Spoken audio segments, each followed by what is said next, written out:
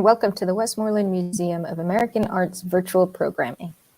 In conjunction with the African American Art in the 20th Century exhibition, we introduced a virtual film series. This series features works by the pioneers of early African American cinema. We will be viewing 3 short films this evening, which is the final set of films in our series. 2 Nights of Vaudeville, Hot Biscuits, and Verdict Not Guilty are the 3 short films. Unfortunately, Ken Nicholson was unable to join us this evening, so I will be filling in to discuss these films with our guest, Joe Lewis.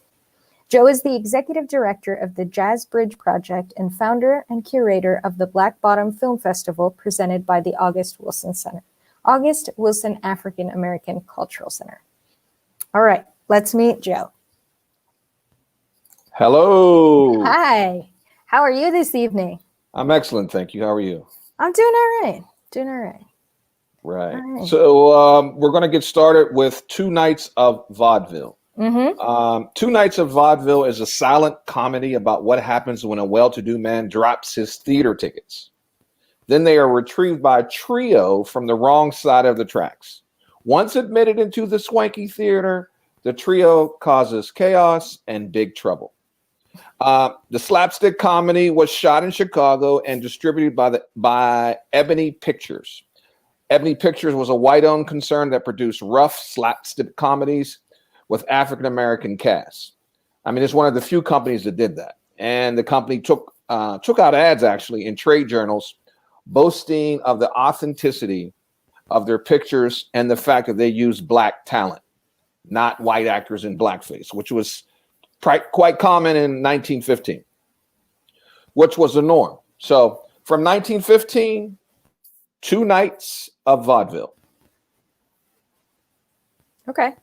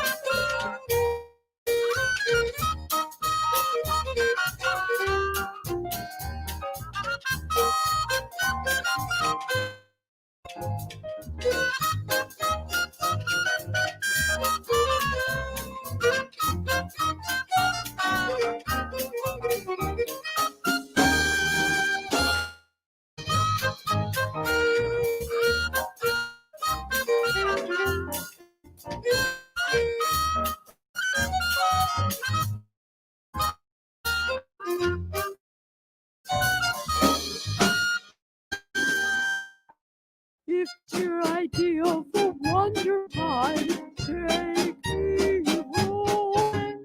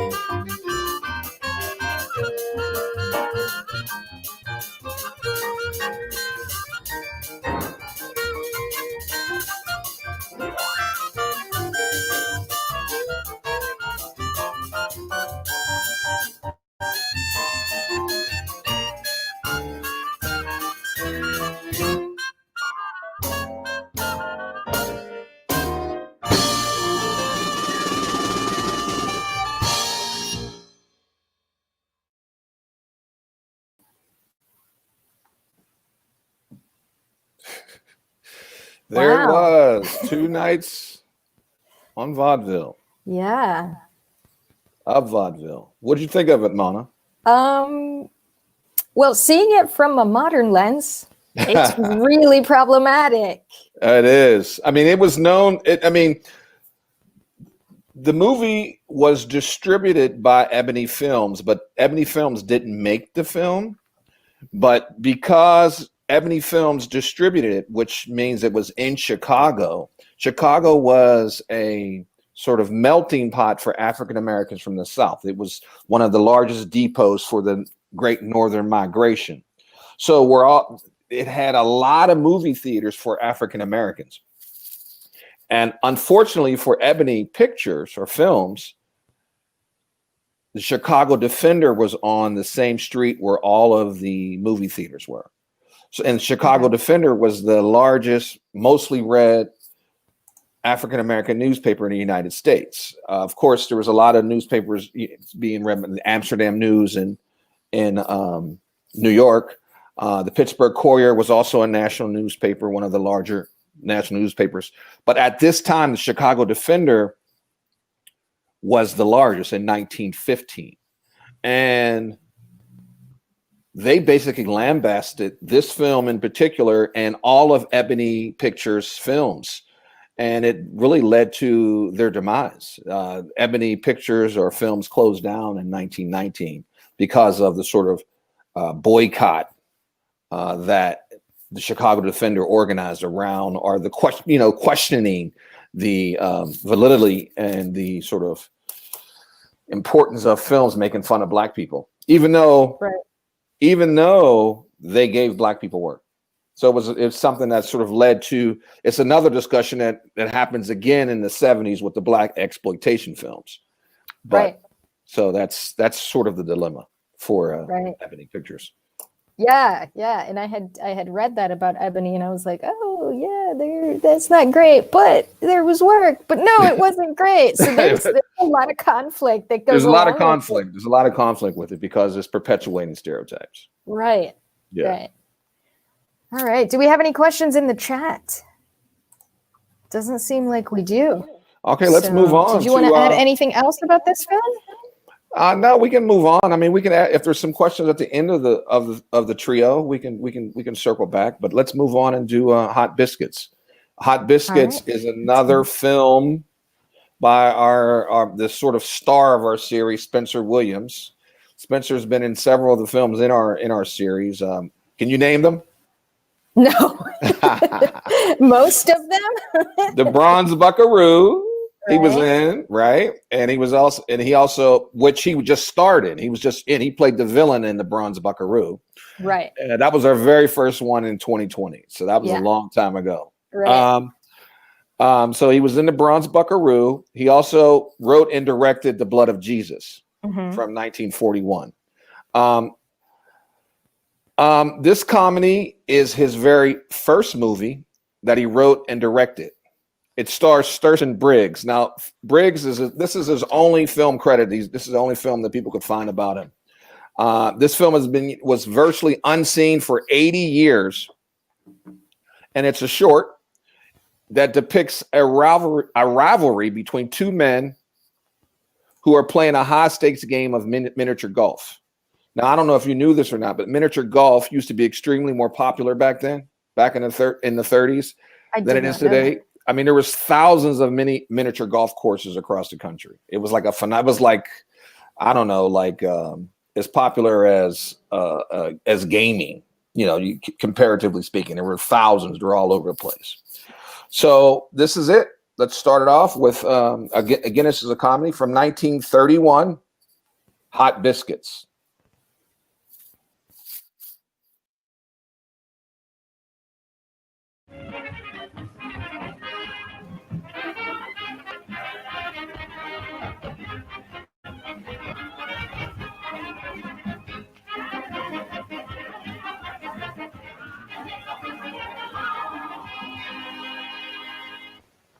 Not only do I teach little golf, I teach big golf. In fact, my success lies in that I got a style all my own, just like another man that I know from Atlanta, whom I used to caddy for and show him all his confiscated shots. Look where he is now. Look where he is now. Way out yonder in Hollywood, where golf is golf. Outside of myself, he is the only champion golf player in all the world. Is to go to the clubhouse and register your name together with a small amount of change. Now, folks, I'm here to teach you the rudiments of the game. In fact, I'm here to teach you nothing but golf. Hey, I sure like to play this card game. I've played all kind of cards, you know that? I like to play any game that's got some change in it, you know. Hey, what's your name anyhow, old joker? My name is Biscuits. Just plain old hot. Now, if you know anybody that wants to play some tune can, send them right down the street into my shining stand. Because I'll play. Just tell them to come down there and ask for Biscuits.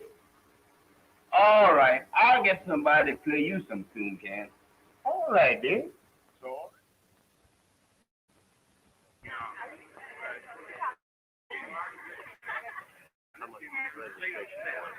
Wait a minute, folks. Wait a minute. Just a minute. I got a little surprise for you. You see, since I've been in your fair city, I've been redeemed the sweetest girls in all the world. Just a minute, folks. I want to do it to you. Just a minute. Sit right up. I want to introduce to you Miss Matilda Grimes. Ain't it? Ain't it? Can you beat that for luck? Luck nothing. Child, she goes to everyone. And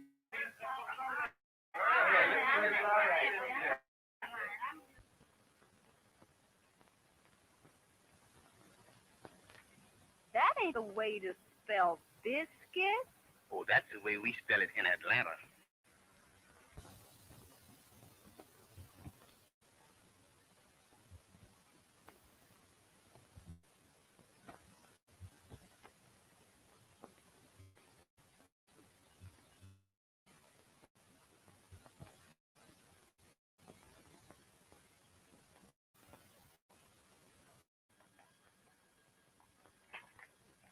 Why, hello there, Professor. I see you've got your money already for the bet, Professor. Well, here's mine. Who's going to hold the stake? What stake? My stake. Yours, mine. Side bet. What side bet? Oh, I know. Here, let me. Here, give me that. Here, what? When it comes to holding money, I know that's up. I'm going to have some more on tomorrow. What do you think of it? Yeah. But is there anything else, Mr. Edwards? Oh, I guess that'll be all. Wait a minute, Tom. There's one got to be careful about. Today. Don't tell nobody that I'm the real owner of this truck. Well, how come? Because it's against police regulation. That's why everything's made out in you. Oh, I see. Yeah. Yeah. See, I had a boy last night. He was pretty good, too. That's when until he started gambling away the profit. Bad now. Oh, I haven't seen him since he came to the hospital. Somehow or another, it seems that I can trust you. Yeah, you can trust me all right, Mr. Edwards. Yes, sir. You don't trust me. In fact, you can absolutely depend on me. Well, I better be. I'm going to take up the books tomorrow. Yes, sir. See you later. Yeah, goodbye.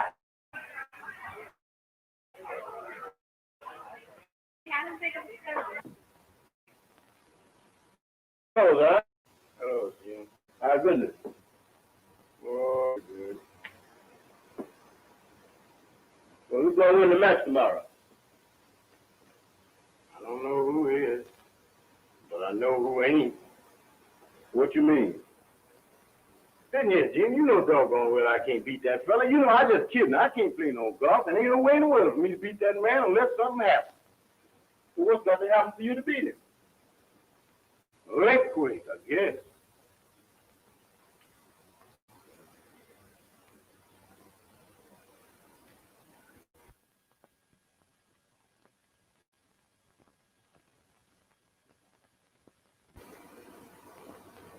Say, I got it. Got what? Listen, come on, go to sleep. Wait a minute. Wait, going where? Come on. What? What is this? I got it. I got what? Man, you listen to me.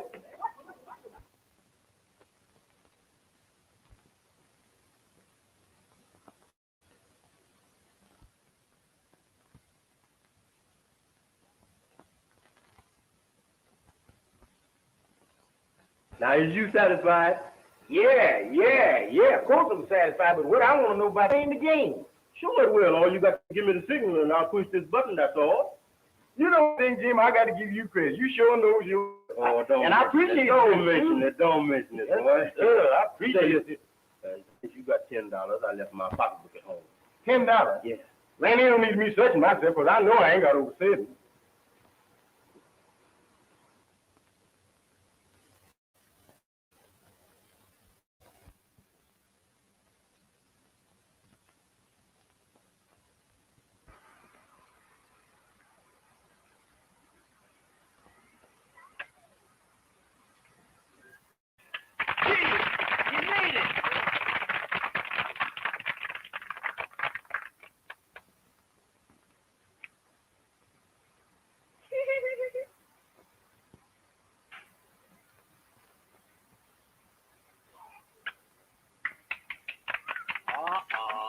Not so good.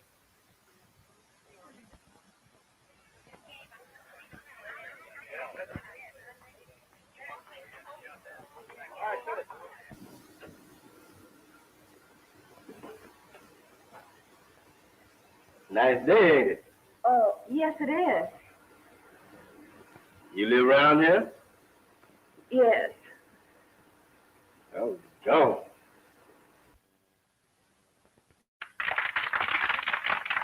Married? No, I'm not. You ain't. No. Got a beau? No, I haven't.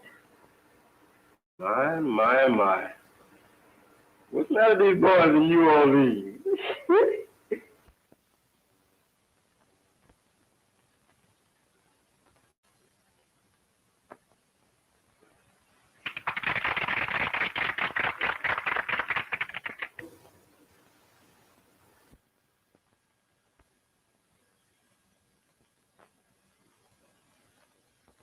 That's all right. Step right up. You see the money's the thing that I'm after more than the end. Now, 1534.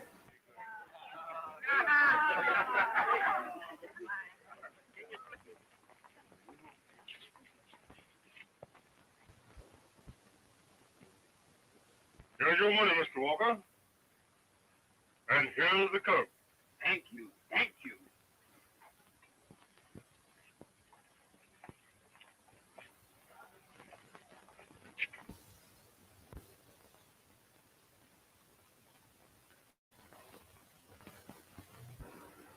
Well, what's the matter, honey? Is you sick or something? No, she ain't, but you gonna be. That fell off my ladder. He did. Yeah, I was holding steak. Blame me for that. Don't tell me I can't. What you do? What do? Give me my money. I ain't gonna.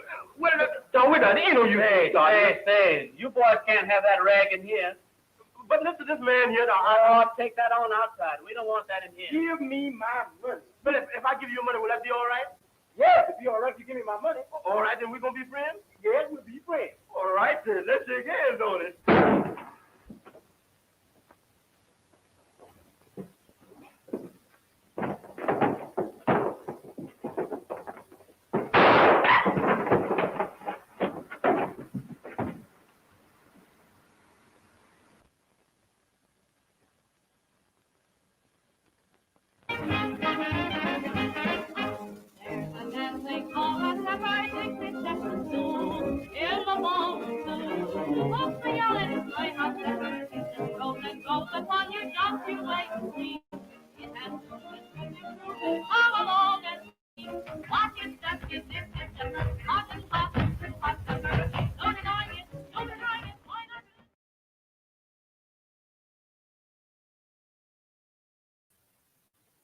Hot Biscuits. What did you think of it, Mona? It was pretty entertaining. Yeah, I thought it was funny as well. I mean, you have to also sort of drift back and think about electricity at the time. It was more mysterious back then. Everyone didn't have electricity. Everybody didn't have, lights for their homes. I mean, so I think there's still a lot of people lighting their homes with gas and candles back then. So it was still somewhat of a mystery, especially for people that didn't have a lot of bread. Or do we have any questions? Let me check. I don't think we have any questions. Did you notice anything else in that film? I was highly entertained by the whole magnet and electricity thing. I was very entertained by that. And I also really like that even though they were cheating, they didn't actually get very far with the cheating. Right. I think failed. In modern day slapstick sort of comedy, it takes a little bit longer for that to fall apart. But I liked how it just sort of fell apart right from the beginning. It cut right to the chase because it was a short. It was economy of scale, I guess you could say. Yeah. One thing I noticed that a lot of these films, it was a lot of the subject matter dealt with grifting. You know what I mean? On the sly, on the take, trying to get over good versus evil. Mm-hmm. And I think that was just a reoccurring theme of the day. And also, the sporting life was big back then, like gambling, cards, horse race, boxing, all that sort of thing was big. People made a living on Vice back then. So I think throughout our series, we've seen a lot of that. It's always, of course, representing evil, but I just think I just noticed there's always been reoccurring themes that sort of dealt with that. If we don't have any questions, we can go on if you'd like. Yeah, sure. Let's move on. Let's get right to it. All right. The third and final installment of the series It's over. It's been It's months. over. It's been months. It's verdict not guilty, which is it's a part religious allegory, part church pageant. It presents the heavenly trial of a woman who has died giving childbirth out of wedlock. Such shame. The jailer wears a mask. The jailer wears a mask, death's head mask, and a nun's habit with a skull and crossbones on the front, and God sits on an altar, flanked by angels, while the devil attempts to convict the woman for her sins. This is heavy. Yeah, it is. The movie was produced and directed and written by Eloise King and her husband. Eloise King Gist and her husband James Gist. Eloise was a pioneer in film. She was one of the first African American women to direct or produce or write a film. So I mean, it's noted for that. I'll see what you guys say afterwards. Yeah. Okay, from 1933, verdict not guilty.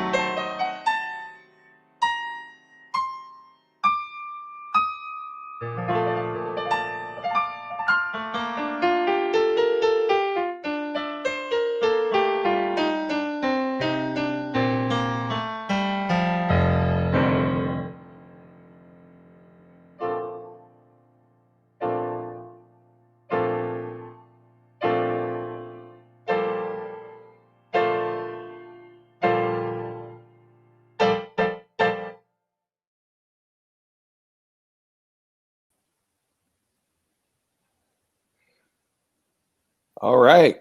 That I did always- not end how I thought it was going to end. You have to be joking, right?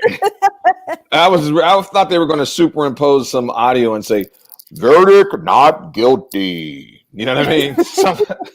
Just to sort of hammer in the theme. But Right. again, did you see what I was talking about as far as good versus evil, vice versus virtue? It's always Absolutely. been a theme throughout the series because, it's always that tug of war with Black people being sort of their natural self, quote unquote, versus their heavenly self. It's always been, what's a virtuous African American in this sort of construct of America. So that's Right. always been that's always these themes that we see in these films because it was the conversation of the day. It was the conversation, the things that people were talking about all the time. So that's why they did the films the way they did them. Right. Do we have any questions? So far, we don't have any. I think everybody's just enjoying watching these. Really? But what I noticed about the whole storyline, that theme of a woman having a child out of wedlock and then being persecuted for it. Right. That story is not new, and I feel like that story can still be made now and still offer the same amount of entertainment as it did in the 30s. Right. But of course, we don't persecute the other side for that. Well, don't forget they had proof that she was a card player. Oh, that's true. That's true. That adds to it. That adds to it.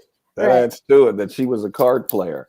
I mean, I think that the subjugation and of women is also a theme. I mean, if you go all the way back to the blood of Jesus, it was she was that was another issue if she was going to choose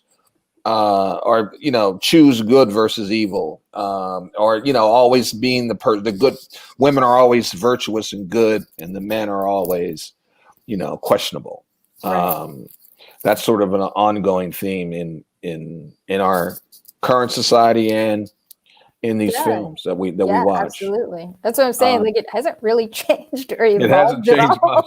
I think the norms, though. I mean, people aren't being shunned as much. I don't think Right. people are being persecuted for their shortcomings or failings and what one describes as virtuous or not. Right. So I think there's probably more people who don't go to church now than do. So I mean, I don't have an opinion on that, but I just think the numbers speak for themselves. All right. So we did get a question that just popped up from Maggie, and it says, maybe I missed this in the beginning, but where was verdict not guilty made to be shown at? It has such a religious theme. It was shown in Black theaters, but this was a short. This wasn't like an independent type of short. I mean, even these guys weren't popular filmmakers like Spencer Williams. Mm-hmm. You figure they did a silent film in 1933. So this is low budget, Right. low budget independent film. They showed them at churches, community groups, that type of thing. I mean, they didn't have a big distribution. It was a church. You could make a good amount of money just taking this around the churches. Yeah, absolutely. And it felt very marketing like. Right. You could take it around the entertainment. churches. Yeah, you could take it around the churches and drive around and make a little bread on that. Passing the hat around and showing it in the church basement and community centers. Yeah. Once I started looking at it as a satire instead of an actual serious film that was sending a message, it became much more entertaining. Yeah, it was symbolism. It's all about the allegory in this, I think. Right. But I mean, think about it. 1933 filmmaking was much more advanced than 1915 the first film we saw, and this felt more like a 1915 film. Absolutely. So this is very, very low budget. But I mean, I think it has importance, and probably why the Library of Congress is supporting it and refurbished it or restored it was because I mean it was Eloise King, Patrick Gist. I mean, she was one of the first African American female filmmakers. So she was a pioneer in the truest sense. Yeah, that's impressive all on its own. I agree. I mean, and her husband, I mean, he was very forward thinking. They did it together. They collaborated. They were a dynamic duo, if you will. Any other questions? Do we have any? No, we don't have any more questions. Well, I hate to say goodbye. I know. It's been such a fun experience. I mean, I learned a lot. I learned a lot about African American cinema, and growing up, you kind of, there was a lot of hidden gems, a lot of people who I had never heard about. I can put them in the context of my my own experience as an African American, and this is quite fun and quite rewarding. Great. Well, I am so glad that you agreed to do these with us, and I have learned so much from you and so much from Ken, and I know our visitors have too. So I truly appreciate you helping us out and having these chats with us. My pleasure. It's been a blast. All right. Well, we'll have to bring you back in the future when we do some more films. Hopefully we get to do it face to face one day. Yeah, that'll be great. That'll be great. All right. Well, if we don't have any more questions, we are going to conclude our film festival, or our film series. My apologies. So thank you, everybody, for joining us this evening. And I want to thank our members and our museum staff, specifically Maggie, who's running everything behind the scenes, making it very smoothly. Thank you so much, Maggie.